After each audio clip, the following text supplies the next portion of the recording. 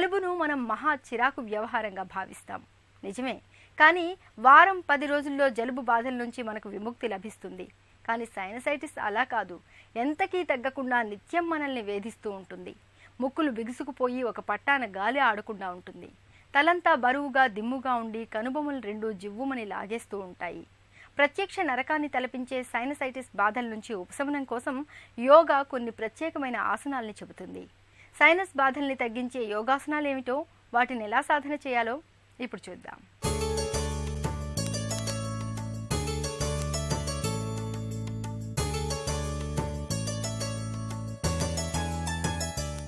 ఈరోజు యోగా కార్యక్రమంలో మనం తెలుసుకోబోతున్నాం సైనసైటిస్ సంబంధించినటువంటి ప్రత్యేకమైనటువంటి కొన్ని యోగాసనాలు, ప్రాణాయామాల గురించి మనం తెలుసుకోబోతున్నాం. ప్రస్తుత కాలంలో ఈ మహానగరాల్లో జీవిస్తున్నటువంటి వాళ్ళకి ఈ సమస్య ఎక్కువగా పీడిస్తూ ఉన్నది. ముఖ్యంగా ఇది పొల్యూషన్స్ వలన, అలాగే సరైనటువంటి ఆహార పదార్థాలు తీసుకోకపోవడం ద్వారా ఈ సైనస్లలో కొన్ని ఇన్ఫెక్షన్స్ రావడం, తద్వారా ఎక్కువగా కోల్డ్ అయిపోవడం, తలనొప్పి రావడం, అదేవిధంగా చికాగ్గా ఉండడం, ఈ రకమైనటువంటి సమస్యలను ఎన్నో ఎదుర్కొంటూ ఉంటారు. సో ఇట్లాంటి సైనస్ సమస్యలకి యోగా చేయడం ద్వారా, ముఖ్యంగా యోగాలో ప్రాణాయామం చేయడం ద్వారా ఒక ప్రత్యేకమైనటువంటి అద్భుతమైనటువంటి మార్పుని ప్రత్యక్షంగా మనం చూడవచ్చు. అందులో భాగంగా ఈరోజు మనం కొన్ని ప్రత్యేకమైనటువంటి ఆసనాలని, ప్రాణాయామాన్ని మనం తెలుసుకోబోతున్నాం. దీంట్లో భాగంగా హలాసనం, జలోదరనాశిక ముద్ర. ఇప్పుడు హలాసనం, జలోదరనాశిక ముద్ర ఏ విధంగా చేయాలో చేసి చూద్దాం. హలాసనం, ఈ ఆసనం వెల్లకల్లా పడుకొని సర్వాంగాసనం మీదుగా చేసేటటువంటి ఆసనం. ఇప్పుడు సర్వాంగాసనం చేద్దాం. ముందుగా దండాసన భంగిమకి రావాలి.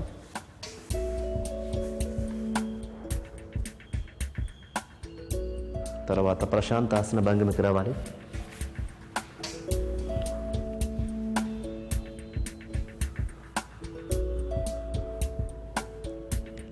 ఎడమ కాలును ఫోల్డ్ చేయాలి.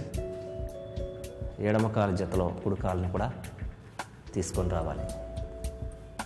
ఇప్పుడు రెండు కాళ్ళని పైకి లేపుతూ శరీరాన్ని పైకి లిఫ్ట్ చేయాలి. సర్వాంగాసన భంగిమకి రావాలి. రెండు కాళ్ళు స్ట్రైట్గా తీసుకొని రావాలి.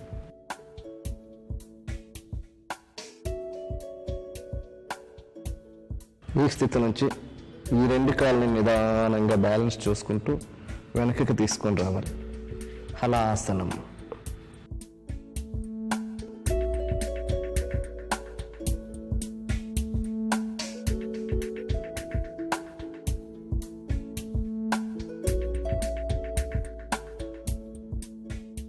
ఇప్పుడు మరలా నిదానంగా సర్వాంగాసన భంగిమకి రెండు కాళ్ళని స్ట్రైట్గా తీసుకొని రావాలి.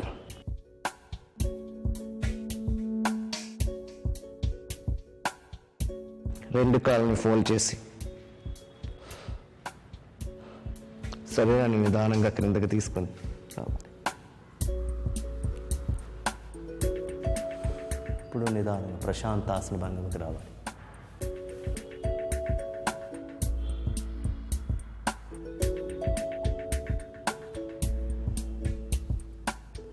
లెఫ్ట్ సైడ్ టర్న్ చేసి ఎడం ప్రక్కకి తిరిగి కుడి చేయి సపోర్ట్తో నిదానంగా సుఖాసన భంగిమకి రావాలి.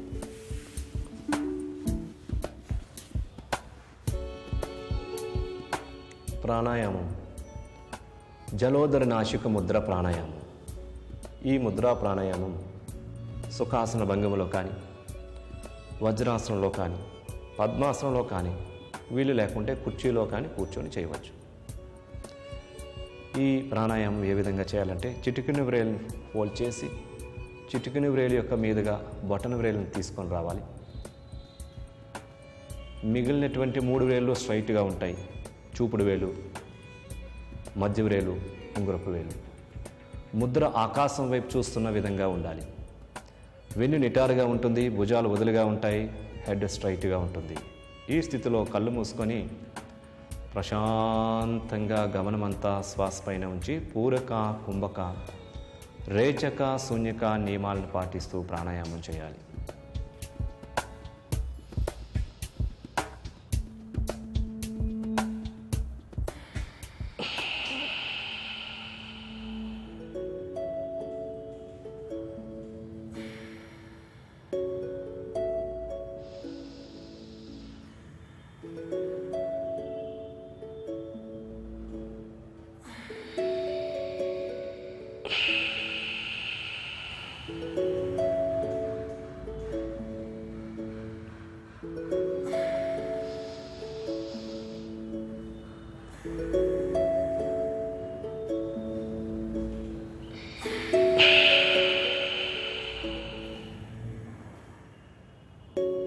శ్వాసను విడిచిపెట్టిన తర్వాత ప్రాణాయామాన్ని ఆపాలి.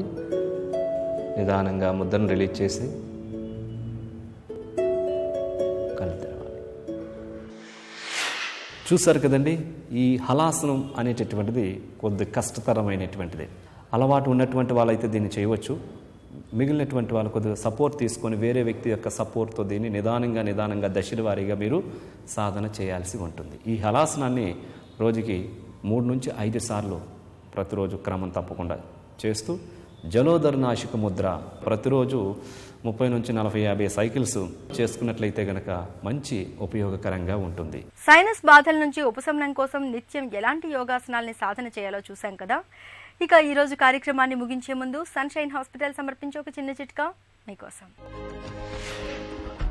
ఆస్తమా తీవ్రత ఎక్కువగా ఉన్నప్పుడు కొద్దిగా కర్పూరం, కొంచెం ఇంగువలను మిశ్రమంగా నూరి శనగ గింజంత మాత్రలుగా చేసుకుని 3 పూటలా వేడి నీటితో తీసుకుంటే ఉబ్బసం నుంచి మంచి ఉపశమనం దొరుకుతుంది.